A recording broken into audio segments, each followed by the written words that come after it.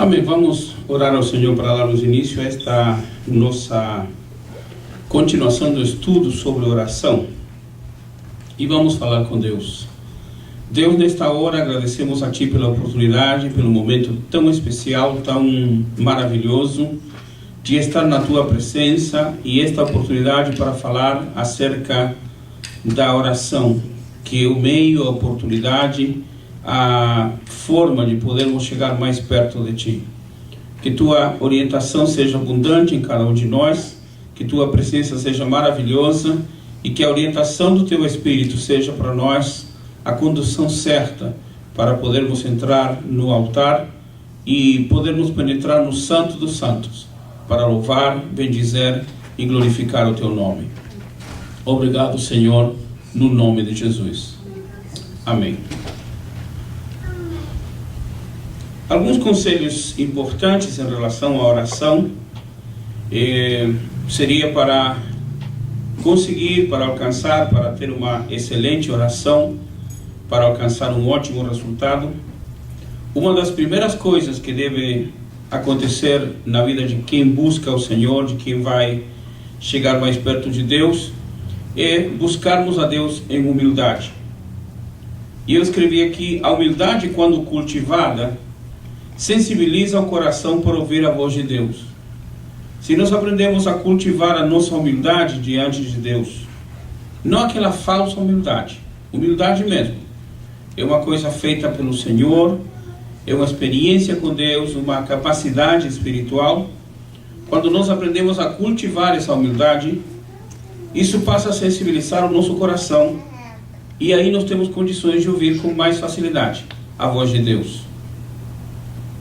Às vezes Deus fala de uma maneira muito sutil, muito suave.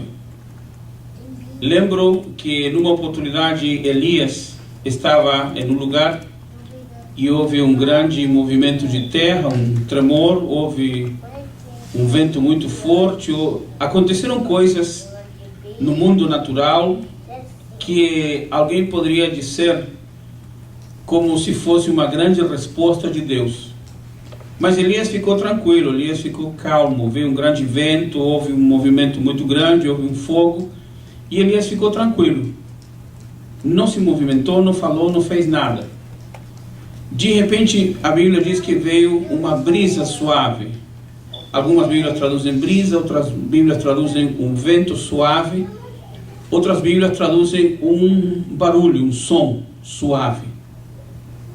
O importante é que veio algo que não era comum a essas situações que tinham acontecido anteriormente. Foi uma coisa totalmente diferente, suave, sutil, tranquilo, mas aí Elias entendeu que nessa suavidade, nessa tranquilidade, estava o Espírito de Deus. Então, quando nós temos quando nós cultivamos essa humildade diante de Deus, passamos a entender, porque o nosso coração se prepara muito mais para entender quando Deus está falando a cada um de nós. Por outro lado, o crente que permanece em seu orgulho, na sua altivez, tem mais dificuldade para ouvir a voz de Deus, porque o seu orgulho o leva a fazer coisas como qualquer pessoa normal. Ou seja, qualquer pessoa normal faria e não vai se importar muito. Pediu oração a Deus, se Deus não respondeu, vai fazer as coisas do seu jeito. E uma vez uma senhora, eu me lembro, ela foi na igreja, e não foi aqui, foi lá no Brasil. Ela chegou e disse: pastor, o senhor pode orar por mim que estou sentindo uma dor de dente muito grande? Eu falei: posso. Aí orei ao Senhor, quando terminou a oração, falou: ei, a dor não passou, eu vou no dentista agora. Então, há pessoas que querem que de repente que a resposta seja imediata. Por outro lado, se a resposta não vem, eu já tenho um segundo plano, tenho uma segunda alternativa. Se Deus não me dá isso, então já é como alguém diria: Deus não vai me cobrar porque já lhe pedi. Se Ele não me deu, já é assunto dele, então eu faço as coisas do meu jeito.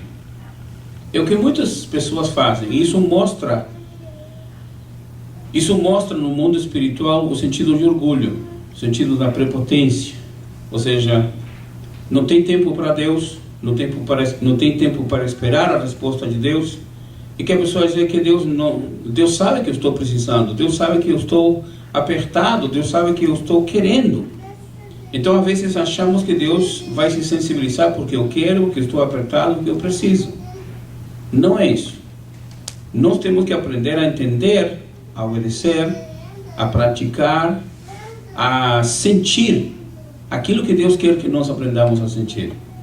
Porque as coisas não acontecem quando nós queremos, quando nós bem desejamos. Então, o orgulho faz com que a pessoa faça as coisas como qualquer pessoa normal faria, e não como um servo de Deus deve atuar. Como é que atua o servo de Deus quando ora ao Senhor? Espera. Se Deus não dá a resposta, continua esperando. Se o Senhor ainda não deu a resposta, continua esperando. Alguém poderá dizer, mas já passou muito tempo, já esperei demais. Mas não faz mal esperar ao Senhor. O salmista diz, esperei com paciência ao Senhor. E ele diz, e Ele ouviu a minha oração. Então é necessário aprender a depender do Senhor, aprender a esperar no Senhor. E aí o crente normal, ou seja, o crente que não tem uma boa experiência com Deus, se a situação não está solucionada, porque orei ao Senhor, se Deus não me deu a solução, então eu vou buscar a minha solução. E aí encontramos soluções às vezes práticas, fáceis. E não tem um documento oficial, compra um documento, não vou dizer que não seja oficial, mas compra um documento que seja genérico. Ou seja, eu não tenho, então para dizer que não tenho, eu vou mostrar isto. Mas se está esperando no Senhor, documentado ou indocumentado, se não tem documento, pior é ter um documento falso. Não é verdade? Se a coisa não funciona certa, por que eu vou mentir? Ainda. Ou seja, está errado e faz uma coisa ainda pior. Porque mentir já, pelo menos para a lei americana, isso demonstra um delito bem maior. Então, se não tenho. Ou seja, vai ser culpado porque não tem. Mas não tem uma gravidade maior. Aí algumas pessoas fazem determinados arranjos e depois, não, foi Deus que me abençoou, foi Deus que abriu a porta, foi Deus que me deu a oportunidade, foi Deus que colocou essa pessoa na minha frente. Mas não é Deus. O inimigo oferece muitas soluções fáceis, rápidas, soluções que para a visão humana são aquelas que são agradáveis. Então, uma pessoa com seu orgulho, com sua vaidade, com sua prepotência, com sua falta de paciência, com sua falta de experiência com Deus, com sua falta de conhecimento espiritual, vai fazer as coisas como qualquer pessoa normal faz. Ou seja, uma pessoa que não tem temor de Deus faz as coisas de qualquer maneira. E aí vai dizer, não, Deus tem sido comigo, Deus tem me abençoado, Deus tem aberto portas.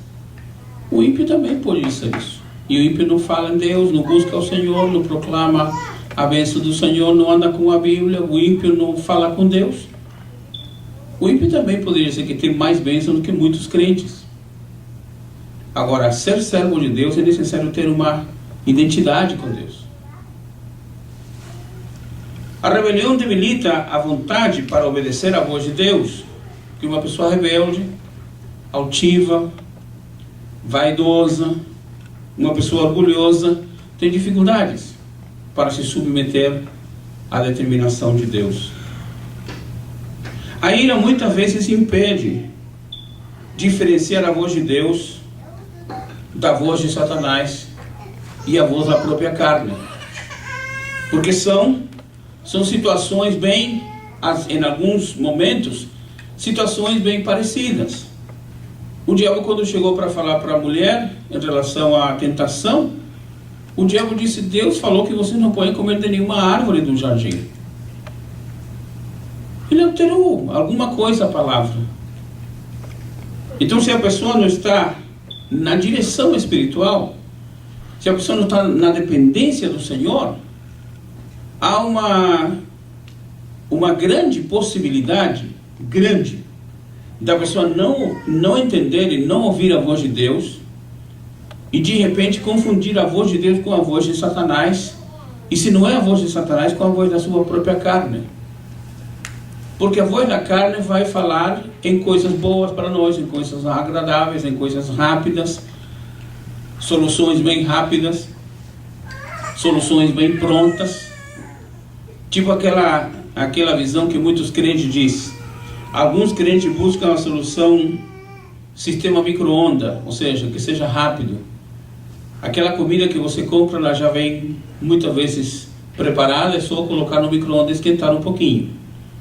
E se não vem preparada, ou seja, pronta, a comida para micro-ondas vem que não passa de 5 minutos. Então você pega um prato de comida que comprou no supermercado, colocou no micro-ondas, em 5 minutos já está, como estava quase cozido, está pré-cozido. Então, com 5 minutos já está cozido demais, está pronto.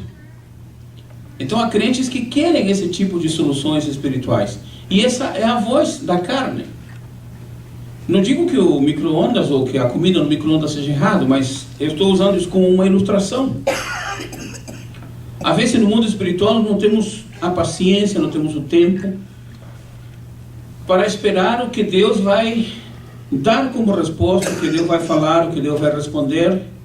E nós achamos que Deus está demorando muito, que Deus está se atrasando, então, já que Deus não soluciona o problema, eu vou solucionar. Isso impede.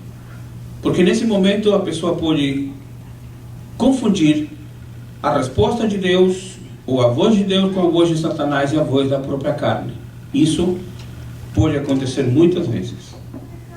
O orgulho leva a pessoa a viver orientada para o eu, para a vaidade, para o bem viver. Porque o orgulho pessoal, o orgulho natural, o orgulho humano, quer sempre conseguir situações melhores, situações mais vantajosas, situações mais práticas, mais fáceis, e soluções muito mais rápidas. Então essas coisas fazem bem a carne, essas coisas agradam a carne. No mundo espiritual, quando você ora a Deus, quando você busca de Deus uma solução, quando você pede a Deus uma resposta, a nossa carne, o nosso pensamento é que Deus vai solucionar isso para já, rapidinho. Não vai demorar alguns minutos que Deus vai fazer. Há momentos em que você ora e Deus responde na hora. Mas há outras coisas que Deus não responde automaticamente. Por quê? Porque Deus quer que nós aprendamos uma lição nisso. Se Deus não responde na hora, aí nesse momento nós temos que aprender a perguntar ao Senhor, a orar, a esperar e a posicionar-nos para saber por que não está chegando a nossa resposta. E aí então, se nós chegamos a Deus com humildade, em arrependimento, o arrependimento vai ajudar a pessoa para reorientar o seu eu na direção de Deus. Porque o nosso eu não condiz com a direção de Deus. O nosso eu muitas vezes vai contrário àquilo que Deus quer. Então quando chegamos em arrependimento ao Senhor, podemos então ser reorientados pelo Espírito de Deus para chegar mais cerca do Senhor, mais próximo do Senhor. O crente vive invadido pelo temor. Paulo disse a Timóteo na segunda carta, no capítulo 1, versículo 7, Paulo disse que Deus não nos deu espírito de temor. E quando Paulo diz Deus não nos deu espírito de temor, e aí Paulo vai dizer mais de fortaleza, de amor e de moderação. Moderação é o equilíbrio próprio, o equilíbrio certo. Quando Paulo diz que Deus não nos deu o espírito de temor, Paulo está declarando que no mundo espiritual o temor é um espírito. E se é um espírito, é um anjo do mal, é um demônio.